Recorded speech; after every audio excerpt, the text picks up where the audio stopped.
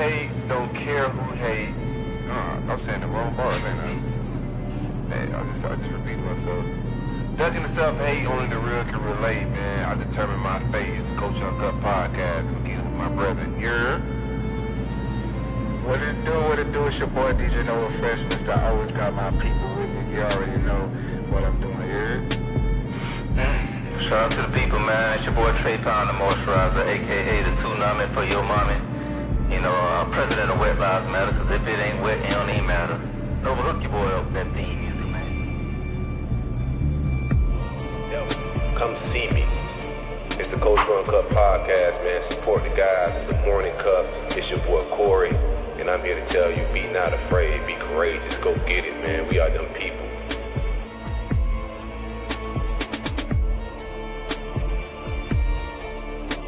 What it do, it's your boy DJ Noah Fresh, Mr. I always got my people with me. You already know what I'm doing here.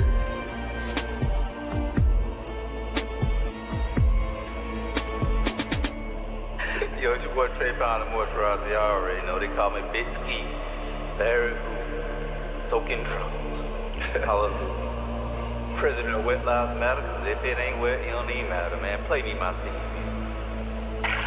What up with it? Beautiful Thursday evening. It's the Culture Uncut Podcast Daily Cup, and it's just me, your host Corey or Silk, and I got my co-host. We missing Treyway today, man. What's up with it? Nova. And Fresh, nothing much, DJ. man. You know, Mr. I got my people with me like always, bruh. You already know. Already. What it do? Still battling Trey. the rain over here a little bit. Muggy, still muggy. Got a little colder. No Treyway. Treyway had to back out last minute, man. We don't. Trey up there, man. He up there with the snow, man. Hitting the snow bunnies, man. Playing with He the in snow Atlanta. bunnies. They got some flurries. I don't think he really in the thick. You know, Atlanta people treat any snow like it's the biggest snow in the world, but Bruh, don't they? boys Don't that they? skis out. Boys, they was just wilding. It was Well, let's wilding, get bro. into it, man. We got a few topics that we want to knock out. Like I said a couple of weeks ago, we're going to be dropping these daily. Definitely tap in with us at teacuppodcast.com. We got coffee, the best coffee you're going to find, best coffee you're going to buy. They ain't me trying to sell you. I'm a coffee drinker. If you're a coffee drinker, tap in, grab you some of that morning cup. You know, if you miss the evening shows, it blends perfectly in the morning with some of this pick-me-up that we be kicking on this podcast. And we also appreciate everybody for hanging out with us every single night that we do these. It's appreciated. Go and follow us on every platform, Instagram, subscribe on YouTube.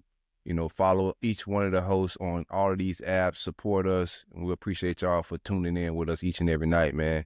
Donald Trump, President Trump. Just saying the name is just, you already know. That boy he up there flying them executive, what is it? Executive orders that just flying Executive orders. like papers off a printer, boy. Yeah. I know, like he must got an unlimited pen with ink in it, like one of them refill pens, automatically refill. They letting them fly. It'd be a battle on the way out of the old president. They be having their orders and pardons, and then the new president coming in, like they be bad, like a versus of pardons and executive orders, man. But ICE is definitely moving and grooving with the illegal immigrants. It's been a lot of things that's been going viral. People getting picked up. It's everything that he promised he was going to do immigration-wise so far. He's trying to get people up out of here, man. What you been grasping? Here's my thing, and this is what people got to understand, like, right? If people truly cared about you and truly cared about your well-being and saying they want to protect your rights and make this a constitutional fundamental right, then they will pass legislative to make that a right. We go through all these Congress, all these Senates every year. This immigration thing ain't a new thing. So if they really wanted to protect immigrants or make the process easy, they would have done it a long time ago. But when they rule by executive authority, like all they're saying is, while I'm in, this is Gucci. This policy is Gucci. But once they leave, it just, the other person could just rescind it. So they playing with you. They playing with your emotions. They playing on your top. Because if it was really important, it wouldn't be an executive. They wouldn't leave it up to the president to write on a memo to be torn up by the next administration. So Yeah, they real no deal need to be playing in an chess. uproar. They real deal playing chess with the people, and a lot of us are pawns in the grand scheme of it all. And both of these parties, it ain't one, any Democrat or the Republicans. Everybody that get into that seat, they play power moves with immigration. And you just Always. got to, like, decipher what what's important to you and what you're looking for in immigration and just, vote accordingly. But the people that's why I don't get, I got sympathy and empathy for everybody involved, but, I try not to let Most it tug definitely. at my heart a little bit because like you said, they're all playing games and this is just something, it's a little bit more televised these days, but this isn't anything new in the grand scheme of it all. Yeah. Because honestly, if the last administration really cared about this, the man only been screaming it for however many years he's been running and in office. He's been telling you he was going to do this. So if the last administration or these political bodies cared about you, they would have protected you. Straight up. I thought it was like, I don't know if we have the clip that was in our group chat, but I thought it was interesting that a lot of the things that are going viral, the people that are getting picked up, and they're pretty much saying these people previous criminal records, things they wanted for in other countries, things they escaped from and were released from in other countries, and things they've done so far while they're in this country. So if they're aiming towards the criminals first and got a pecking order, like I like the way they're prioritizing it, that way some of the people that are honestly here trying to figure it out, they can have some time and some recourse to try to make something happen here a little bit, whatever time is afforded to them, you know what I'm saying? So I don't mind them prioritizing the people the bad apples. That's what I'm more concerned about when it pertains to immigration is the undocumented people here that are not just breaking laws, but also partaking in benefits that take away from the American people. I just want people to understand and realize something. What policy did he overturn? We got an immigration policy. We always had one. One administration didn't enforce it. That's why we had an influx of immigrants, right? They basically told them the playbook. Come here, say amnesty, and then we'll let you go free. We'll give you some money. And we really we're going to drag our feet on your amnesty claim, right? Really setting you up. But it's always been he's not telling people you can't come to this country. He's just telling people, hey man, you got to use the immigration policy that's in place, that's been in place for years. Yeah. Yeah, no, it's the proper way to do it. He's not shutting down all immigration, but it's a proper way to do it. You know what's bothering me, just following some of this, is the fear-mongering amongst some of our people, especially people that have significant platforms, big platforms. They're fear-mongering. They're deporting them, and black people, we next. Like, no, I'm not going anywhere. Where they going to deport us to? To my house? I'm Louisiana. American. Yeah, I wish you would. It's so much fear-mongering. All these little groups, man, I be seeing them, and it's just like people need to read, man. Like that, honestly. Thanks. All he's doing, his executive order basically told them, go do your job. Notice he didn't rewrite a policy. He wrote that stuff about the birthright. He can write all he wants, but that's a constitutional amendment that gave everybody a constitutional right. You know how hard it is to overturn? You know how many people it takes to overturn that? And then he's putting his family at concern too. Because his wife, hey, yeah, your kids. It's just all for show, man. For the most part, largely, man. Largely. I've been seeing a lot of programs being shut down, like you said, executive orders to stop a lot of the DEI programs, and everybody just gotta relax. Don't get up in the uproar. Just let things play themselves out. They're gonna press all these clippings and headlines in each department. Yeah. They wanna create some outrage, and they play off our emotions, and that's everybody's emotions. Just general, the American people or any government does that to their people. They play off your emotions and whatnot, but just let everything run its course. There's really no reason for us to panic. I got a few things that I'm just watching and I got my eye on. I want to see how it plays out. But I was talking to some of my white buddies of mine today, and these are dudes that were Democrat, right? Mm-hmm. And they're just opportunistic right now. And they say, hey man, it is what it is now, but if I can make any little bit of money, every opportunity that I can while Trump is there, because that's the real benefit of him being there and why people want him there, is for opportunities to be able to make money and to be able to be in a better financial situation. So they're just talking about everything from Elon, technology, these meme coins, cryptocurrency, the people that he's bringing in to kind of help run a part of his cabinet, or people from tech world, business entrepreneurs, CEOs. So it's going to be interesting to see how it all plays out. It could be a complete disaster, right? But it also could be, if he's bringing business people in, it could be a lot of business opportunity when it pertains to even some of these meme coins, you know, like what does all of this mean? And I'm just watching, paying attention, staying informed, like you say, reading. I'm trying to find any information I can to be informed about opportunities, man, because whenever there's calamity, there's opportunity. Yep. Nobody mentioned anything about the declassified MLK, JFK, RFK files. Everybody's quiet. We already know the government. Well, now you get to verify. Now you get to lock in and see what it actually is. And I think let me just say this before I say all that. Democrats created this monster. Had they not went after him, Trump wouldn't have got reelected. When they went after him with all this persecution and stuff, you emboldened him. You kept him relevant. What do we love most in America? The number one thing we love most in America is an underdog story. He won the first time because he was the underdog. And he won the second time because you tried to persecute him, and people love to see the underdog win. So he was done. He was finished. His career was over. No, I didn't think so. I didn't think so from go because of, you just look at the landscape of like who's gonna go against him, and that's what the moment he lost, I told Trey at that time, I was like, he's gonna be president again, and he was like, no way, because the January 6th thing had happened, and I was just like, bro, like who's gonna beat him? Biden is already too old right now, and it's just, I think the Democrats, and I don't want to get too deep into like politics, I just don't think they read the room properly, and I think they let their people that vote for them, you know, their following.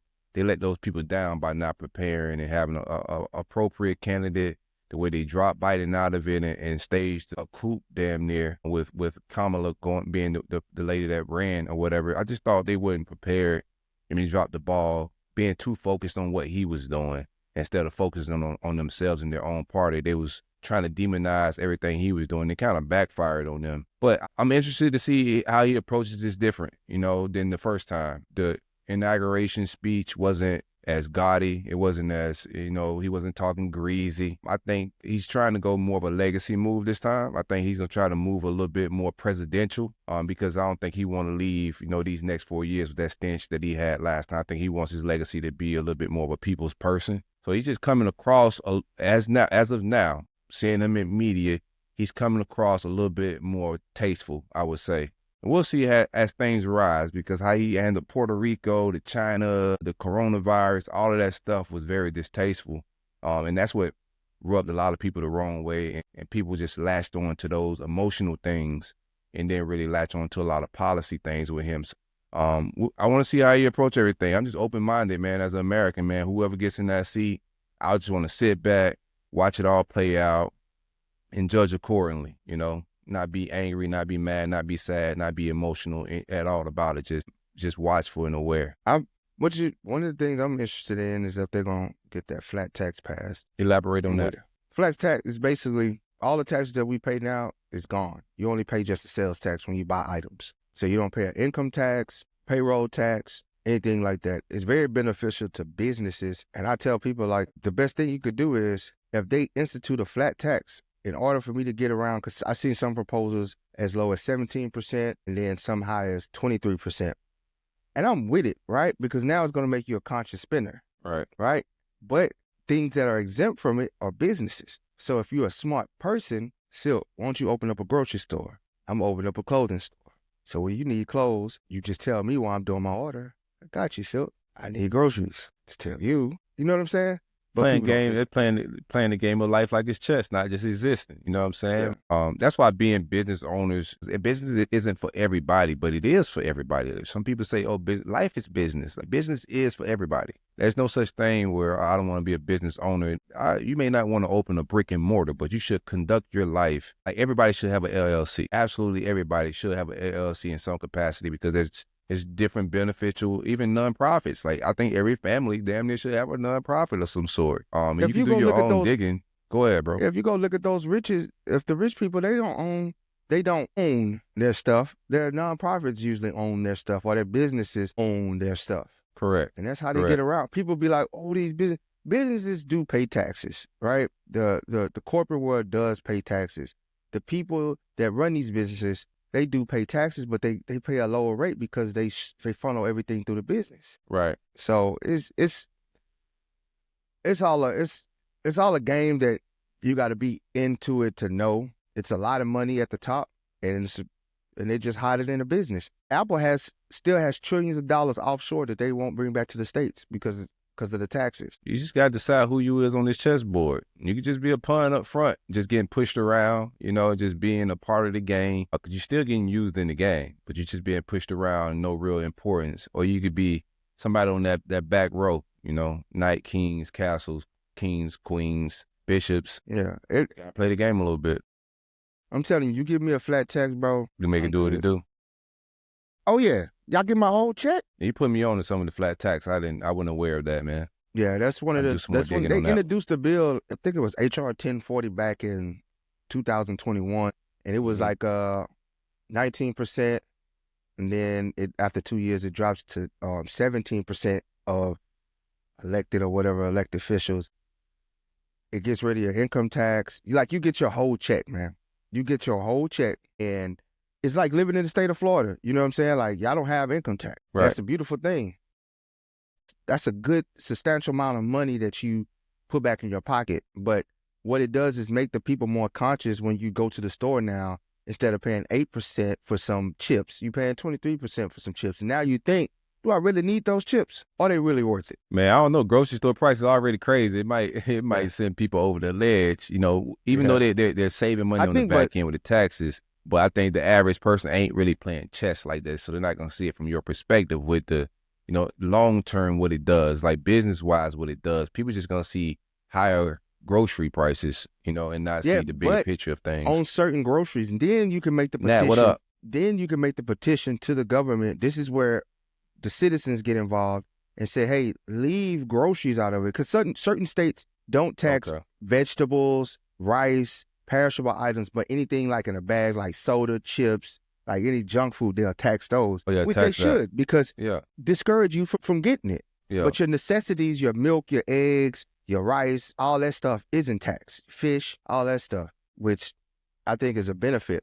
So I'm for flat tax. Damn, bro. I like to keep money in my pocket, dog. And I'm with it, bro. It's all about seeing the bigger picture. Sometimes you got to educate people on, a higher level of life and how to view things, man. We only know what we know sometimes, man. I wasn't aware, so now I'm going to do some digging on just to see. I don't mind saying I don't know something, too. Like, people be trying to act like they know everything. I had no idea about the flat tax thing, so I'm going to look into that. You see the cruise line? Do you have that, like, loaded up? Can we share that?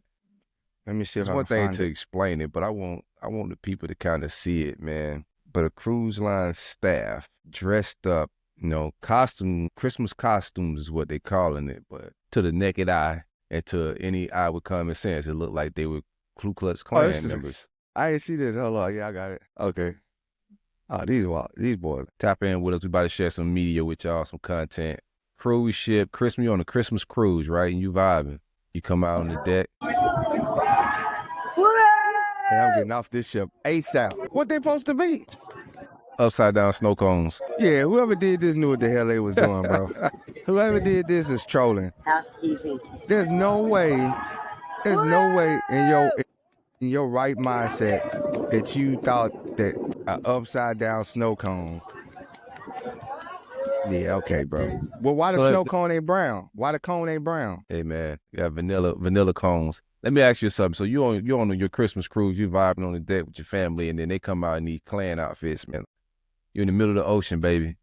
Hey, what you about to do? Oh, it's gonna be a squabble, man. You gotta stand on blackness. You gotta stand on blackness out there, bro. First, I'm gonna go down to the galley on the ship. I'm gonna go in the kitchen, grab me a couple knives, and respect. Get some. It's gonna get some correction going on. Yeah, arm yourself. Arm yourself first. I like that. I like that strategy. Last time, you see some sheets. It was Shackleton and Jane going to a new country. Hey, if you don't do nothing, bro, and then you and the old lady get in an argument later on the trip, she gonna say, you talking to me crazy, but you ain't talk to them boys in the sheets like that on the deck. Them Klan boys. Exactly. Don't stand on business in this room. Stand on business on the deck where them Klan boys is at. Hey, man, bro, I would lose it, bro. I would lose it, man. But you know me, if they ain't coming to harm me, I got my knives on me and stuff, and I'm gonna play it like I got health issues, got PTSD. I'm a panic.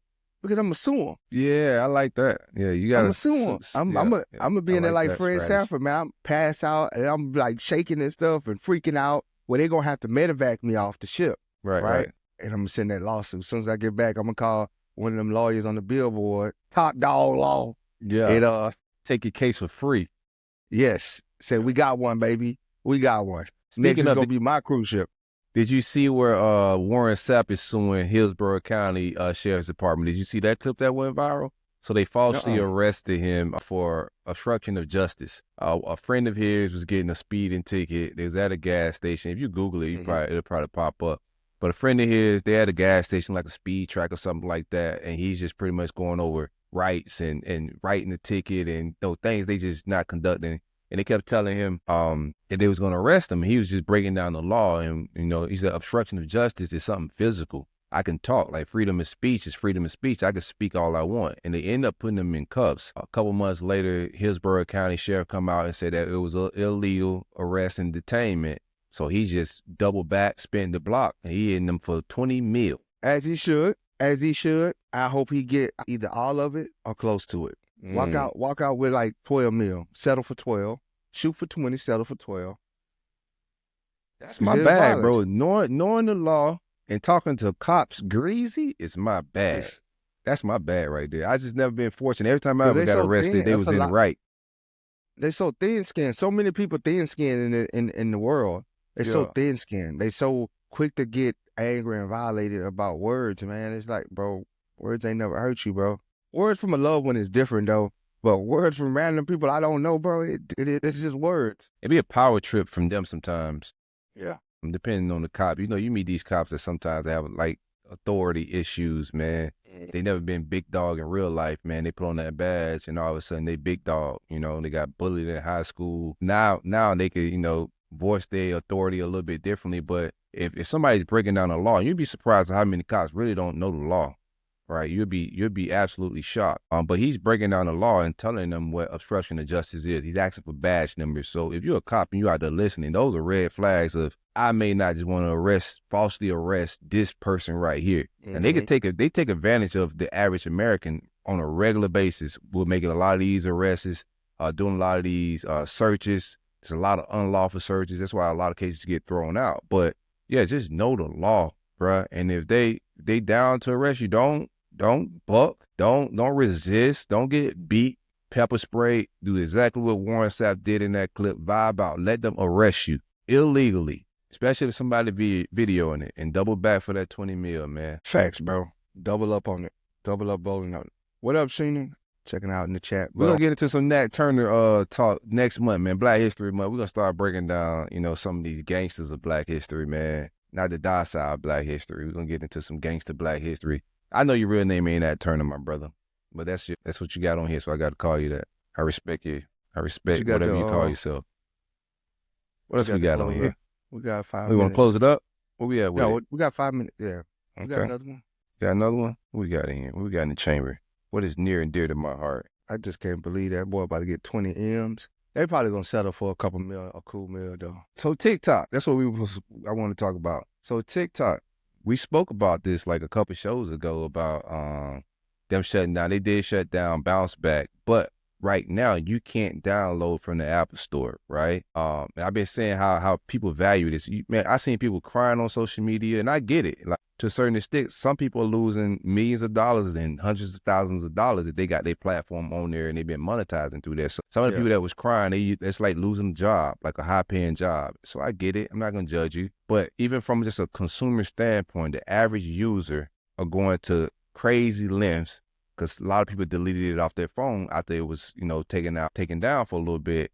Bro, there's places that are reselling these phones with TikTok installed, Apple phones. They got them online for like $50K. I'm about to sell my phone. I got mine. I got 3 phones. I got 3 phones with everything TikTok for sale, on them. baby. Yeah, for real. 3 phones with TikTok. Holler at me if you need it. 58, man, I'll sell it to you for 40. I got easy. 3 phones for 40. Easy. 40 a piece. 40 a piece, bro. 100%. Let me know. Spread Tap the in word. with me.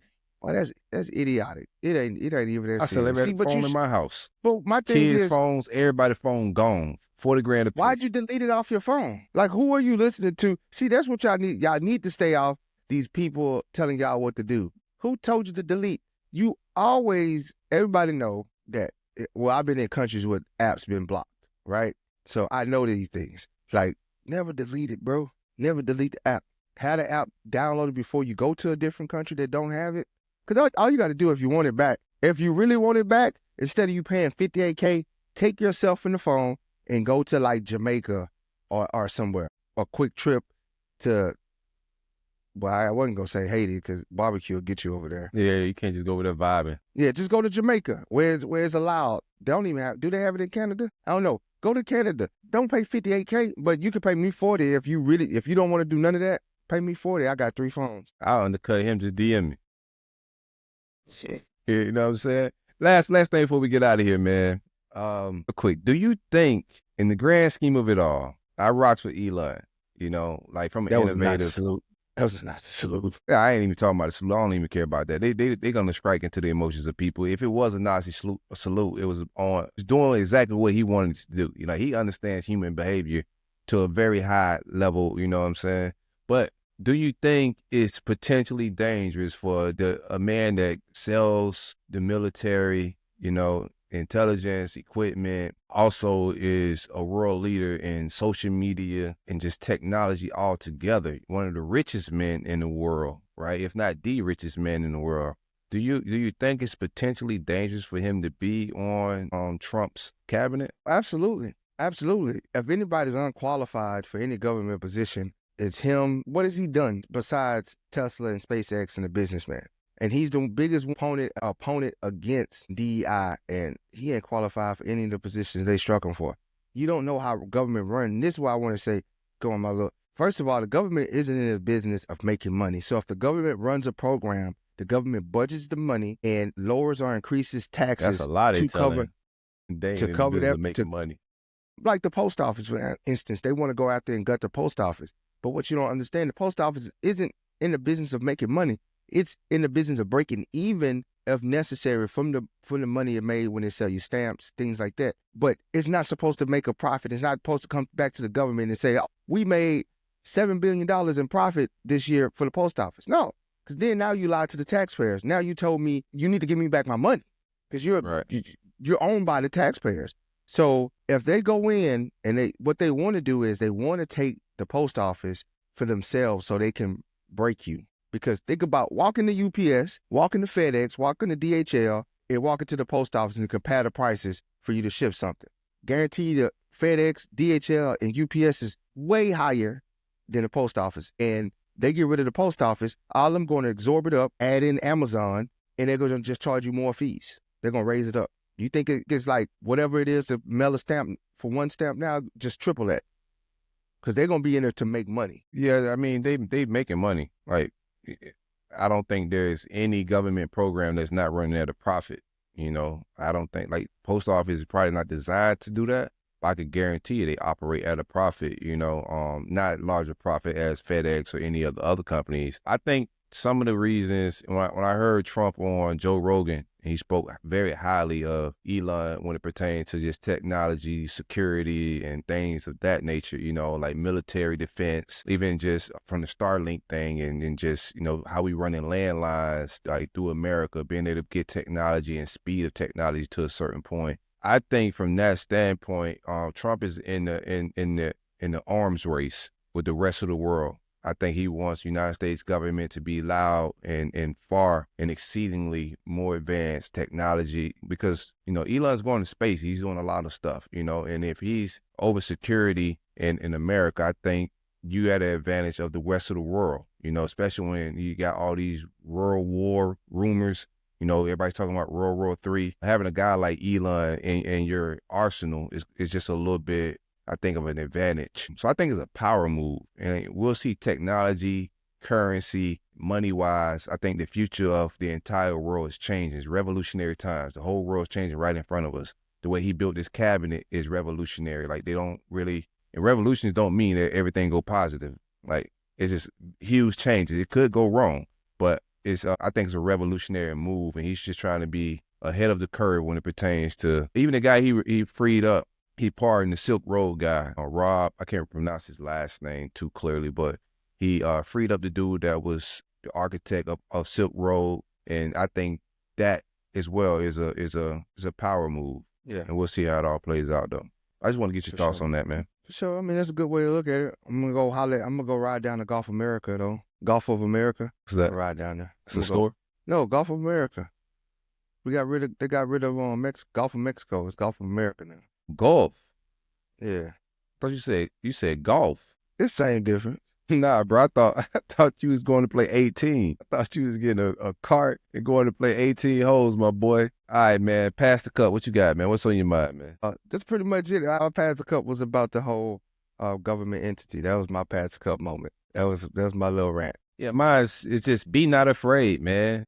You don't move out of fear. Suckers and victims move out of fear. We're not victims. We're not suckers. Like, be in charge of your life. Stand 10 toes down. Aware, conscious for opportunities. But all that fear mongering is for the birds, man. We out here. Yep. Boy. See y'all tomorrow.